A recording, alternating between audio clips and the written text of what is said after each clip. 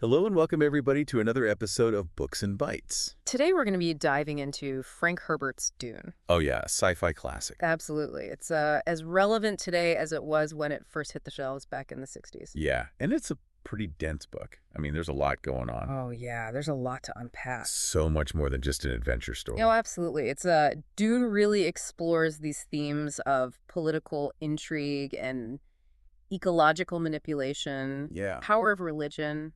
It's really about human nature when you get down to it. Take on the nature of humanity, absolutely. For those who haven't read Dune before, could you give us like a quick summary of what the story's about? Sure. So Dune takes place on a harsh desert planet called Arrakis, and it's the only source of this substance called spice, Spice. which is vital for interstellar travel. Okay. And it follows the story of young Paul Atreides, whose noble family is given control of Arrakis by the Emperor. Okay. But this is a trap orchestrated by their enemies, the Harkonnens. So there's this tension already, like right from the beginning, between Wow. power and betrayal. Absolutely. It's like a setup. And as Paul and his family navigate this dangerous landscape, they encounter the Fremen, who are the native people of Arrakis. Yeah. They've adapted to this harsh desert environment, and they hold secrets that could change the fate of the galaxy. The Fremen are so interesting. Oh. I mean, just how they've adapted to this crazy environment Absolutely. and their whole culture and their way of life is just fascinating. They're a force to be reckoned with. Yeah. Yeah, and so Paul's journey is one of transformation, Okay. as he grapples with his destiny and his powers and the consequences of his choices. So let's get into it. I'm ready to dive into the heart of Arrakis. All right, so the Atreides family arrives on Arrakis knowing full well that it's a trap. Right. The Harkonnens, their enemies, have this long and brutal history on Arrakis of exploiting the planet and its people. But why would the Emperor give control of such a valuable resource to a potential rival? That's the question, isn't it? It seems like a risky move. Well, the Emperor sees House Atreides as a growing threat, Okay. and he's using the Harkonnens to eliminate them. So it's all a power play. Exactly. It's a power play. He's playing one house against the other. Precisely. And he underestimates the strategic brilliance of Duke Leto, who is Paul's father, Okay. and the potential power that's lying dormant within Paul himself. Right. So it's all about political maneuvering and backstabbing. So the Emperor's playing a dangerous game. Yeah, he is. And amidst all of this, we have the Fremen who Yeah. seem to exist outside of this whole power structure. The Fremen, they've adapted to this harsh desert environment in incredible ways. Yeah, they have a completely unique culture. Right? It's so intertwined with Arrakis. Yeah, and it's all because of the giant sandworms. The sandworms. The sandworm. And everybody knows about the sandworms from Dune. Exactly. They're iconic, but they're not just creatures, right? No, they're not just giant Like creatures. they're like a key part of the ecosystem, They are the source of the spice. Okay. which is the lifeblood of the galaxy. Okay. And the Fremen understand the balance between the worms and the spice and the desert environment. Okay. They've learned to coexist with these creatures in a way that outsiders like the Harkonnens never could. Yeah, because the Harkonnens just want to exploit everything. They just want to take. Take. Exactly. So you have these powerful empires vying for control of Arrakis, but the Fremen are the ones who really get it. They understand it. They understand the planet. They understand the plan. Yeah, it's this clash of cultures. Yeah. This conflict between exploitation and sustainability. And then into this whole mix, we have to add the Bene Gesserit, Oh, the Bene Gesserit. this mysterious women's order. They have their own agenda. They have their own agenda. Oh, yeah. So tell me a little more about the Bene Gesserit. So they're this sisterhood with centuries-long plans. Whoa. They manipulate bloodlines. They're shaping the future through their unique abilities. Kind of creepy when you think about it. Well, they have these mental and physical disciplines that give them influence over others. I see. And they've been working towards this goal, this specific goal, the birth of the Kwisatz Haderach. The Kwisatz Haderach, what's that? So it's this prophesied superhuman, the culmination of their breeding program. Okay.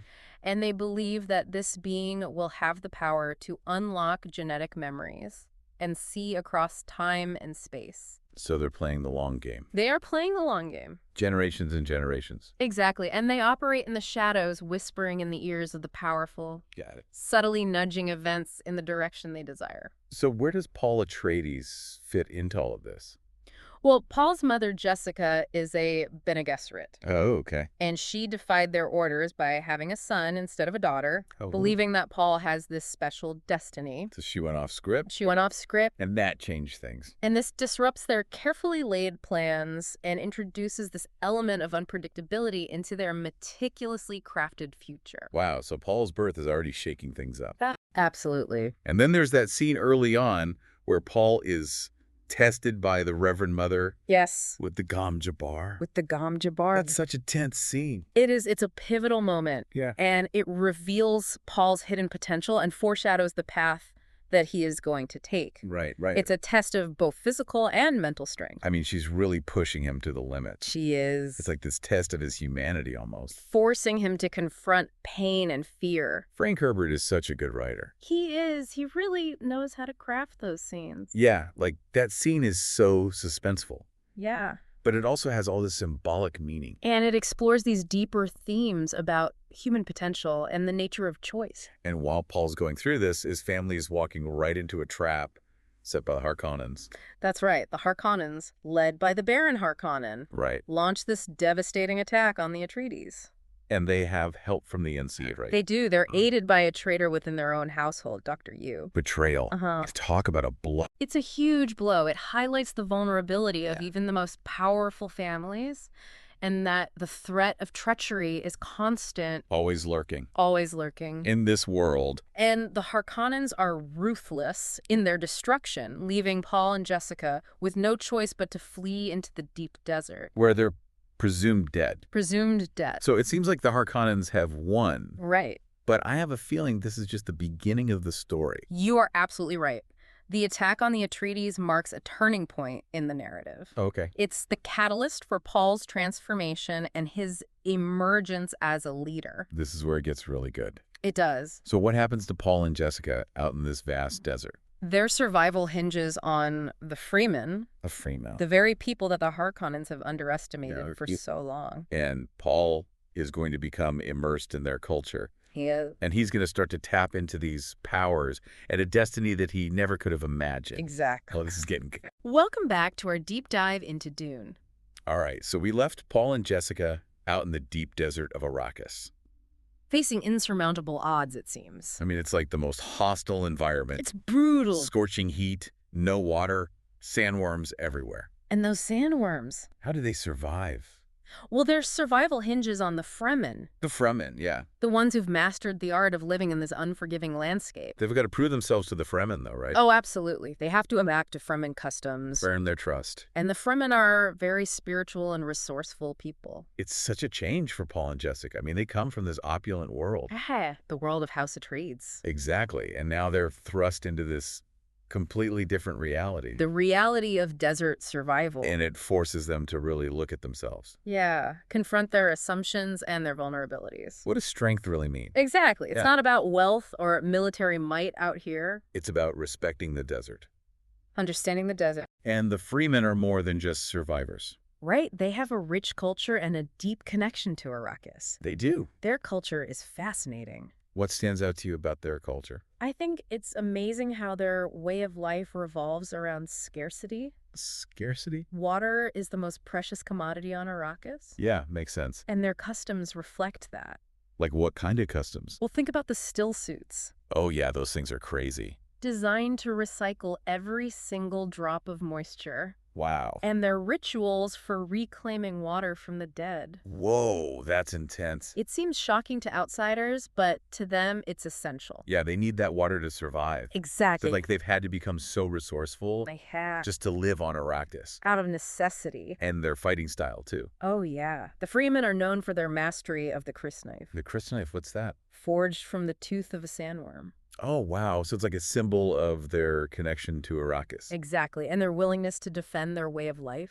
I remember those descriptions of the Fremen fighting. Brutal but elegant. Yeah, both. Excellent. Like Yeah. every movement has a purpose. They've adapted to the desert where every motion counts. No wasted energy. None. But they're not just strong fighters, are they? No, they have this deep spirituality that binds them together. Tell me more about that. Their belief in the Lisan al-Gaib. The what? The Lisan al-Gaib, their messianic figure, Yeah. it gives them purpose and hope. They've been waiting for this figure for generations. Yeah, their legends and prophecies are passed down, Right. shaping their worldview and their understanding of their place in the universe. And Paul's arrival taps into that belief. It does. And he becomes their muad'Dib. Their leader, their savior. It's so interesting how he starts as an outsider, Right? but then he embraces the Fremen way of life. And the Fremen learn from him as well. It's like a two-way street.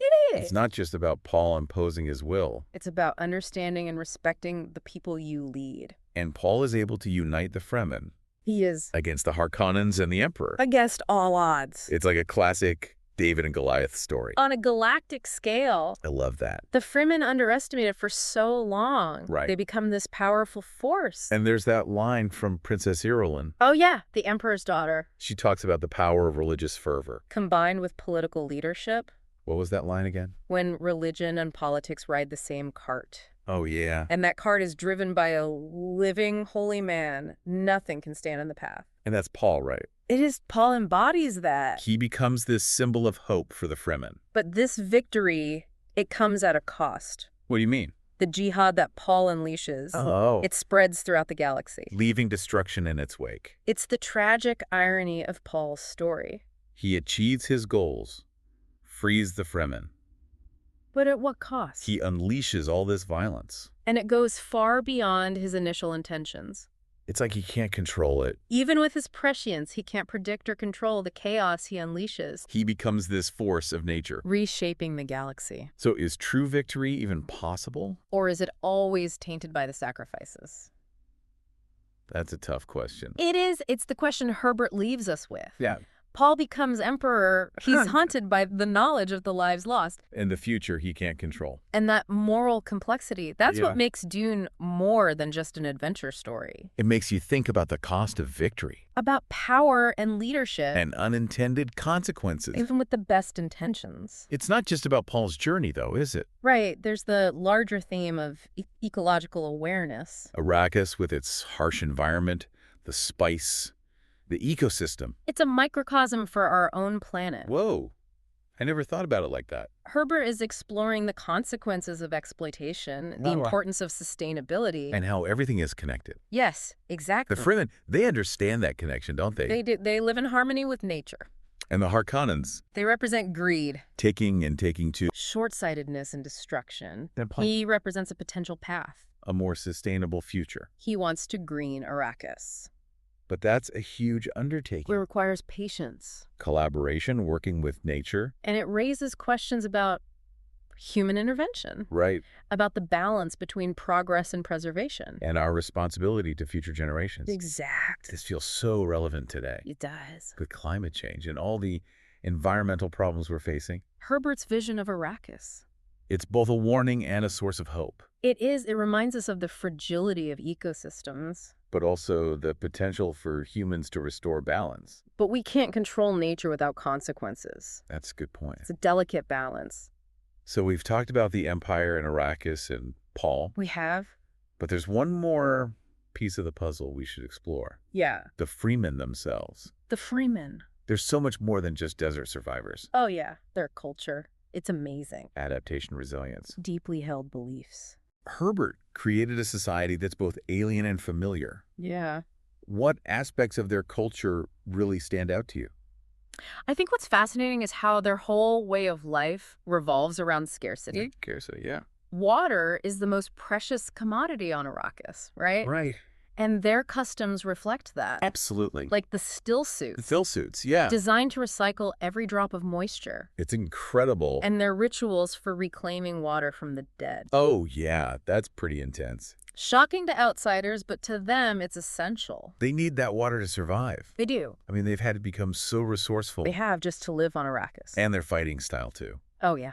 It's unique. The Fremen are renowned for their mastery of the krisk knife. The krisk knife. Yeah, it's a weapon forged from the tooth of a sandworm. Oh, wow. So it's a symbol of their connection to Arrakis. Yeah. And their willingness to defend their way of life. I remember reading about their fighting techniques. Elegant, but brutal. Yeah, every movement has a purpose. They've adapted so well to the desert. There's no room for wasted energy in Fremen combat. It's all about efficiency. Speed, precision, Yeah. using the environment to their advantage. But it's not just their physical prowess that makes them formidable. No, they also have this deep spirituality Yeah. that binds them together. Tell me more about that. Their belief in the Lisan al-Gaib Right, their messianic figure. gives them this sense of purpose and hope. They've been waiting for this figure for generations. Their legends and prophecies are passed down through generations. Right. It shapes their whole worldview and their understanding of their place in the universe. And when Paul arrives, he taps into that belief. He does. And he becomes their muad'dib. Their leader, their savior. It's fascinating how he starts as an outsider, Right. but then he embraces their way of life. He does, and the Fremen learn from him too. It's a two-way street. It is. It's a true exchange. It's not just about Paul taking over. No. He learns from the Fremen. He respects them. And that's how he's able to unite them. Right against the Harkonnens and the It Imperials. is all odds. Amazing. They were underestimated for so long. Yeah, everyone thought they were weak. But their unity and determination proved to be their greatest strength. So as we wrap up our deep dive into Dune, Yeah. what's the biggest takeaway you hope listeners get from this story? Well, Dune offers so many insights It does. into human nature and power and our relationship with the environment. It's such a rich book. But if I had to boil it down to one key message, Okay. I'd say it's beware of simplistic solutions. Interesting. Can you say more about that? Herbert shows us over and over again that the universe is complex It is. and interconnected, Yeah. trying to solve problems with brute force. Like the Harkonnens, just Exactly. exploiting everything. It leads to unintended consequences. Yeah, and even Paul with his prescience. Right. He can't always control what happens. He struggles to control the forces he unleashes. He does. It highlights the dangers of hubris, Thinking we can predict and manipulate everything. thinking we have all the answers. Real change, lasting change. It requires understanding of Yeah. how everything is connected. This feels so relevant today It does. with all the complex problems we're facing. Climate change, social inequality. Yeah, Herbert encourages us to think critically, to question our assumptions, to look for solutions that address the root causes. not just quick fixes. Exactly. Dune is more than just a sci-fi classic. It's a timeless story It's a cautionary tale about power, and a call for ecological awareness. for a reminder to be responsible stewards of our planet, It's a book that challenges us to think differently to question the world around us. and to consider the consequences of our actions. Thank you for taking us on this journey through Dune. It's been a pleasure. It's been enlightening and thought-provoking. Yeah. And to our listeners, thank you for joining us on this deep dive. Until next time. Keep exploring, keep questioning, and keep reading.